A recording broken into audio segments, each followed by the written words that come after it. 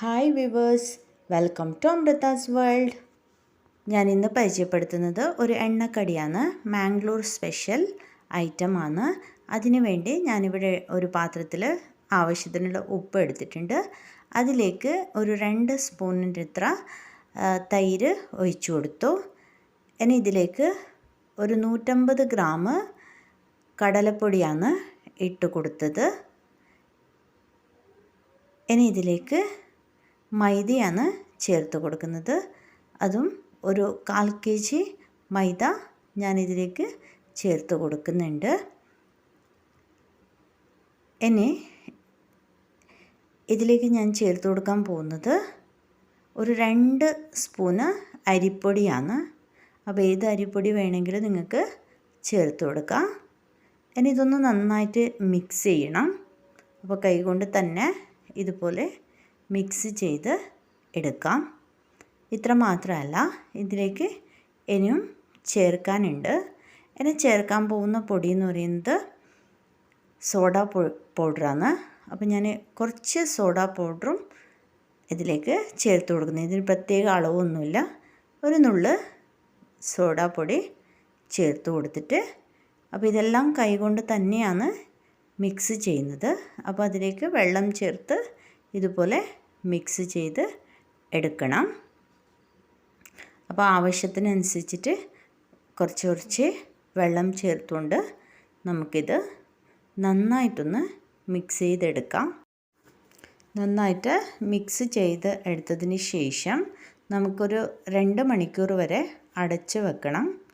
ഇതൊരു Mangalore special goalie ബജിയാണ്. അപ്പോൾ ഇവിടെ അടച്ചു വെച്ച് 2 മണിക്കൂർ കഴിഞ്ഞിട്ടുണ്ട്.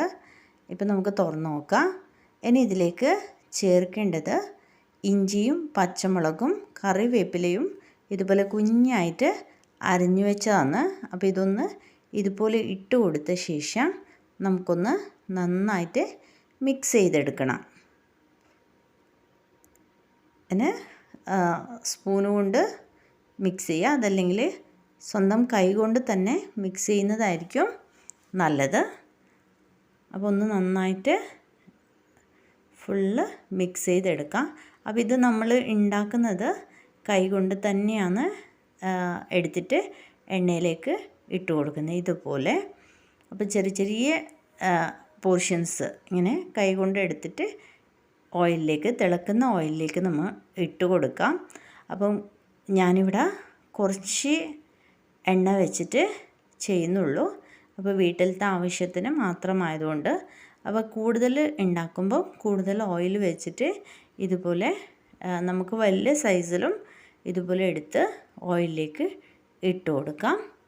അപ്പോൾ ഒന്ന് ഇതുപോലെ ഇട്ടിട്ട് അത് ചൂടാവുമ്പോൾ തനിയെ എണ്ണയിൽ നിന്ന് ഇളകി വരും ഇതുപോലെ. അപ്പോൾ ഹൈ ഫ്ലെയിമിൽ വെച്ചിട്ട് വേവിച്ചെടുക്കണ്ട. അപ്പോൾ നോർമൽ അല്ലെങ്കിൽ ചെറിയ ഫ്ലെയിമിൽ വെച്ചിട്ട് തന്നെ ഇത് നമുക്ക് വേവിച്ചെടുക്കാം. അപ്പോൾ ഇത് ഇട്ട് കഴിഞ്ഞ ശേഷം തവി കൊണ്ട് ഒന്ന് ഉരുട്ടിക്കൊടുത്താൽ മതി. അപ്പോൾ അത് എല്ലാ സൈഡും ഒരുപോലെ തന്നെ ഫ്രൈ ആവും. ഇതുപോലെ ചെയ്ത് കൊടുത്താൽ മതി.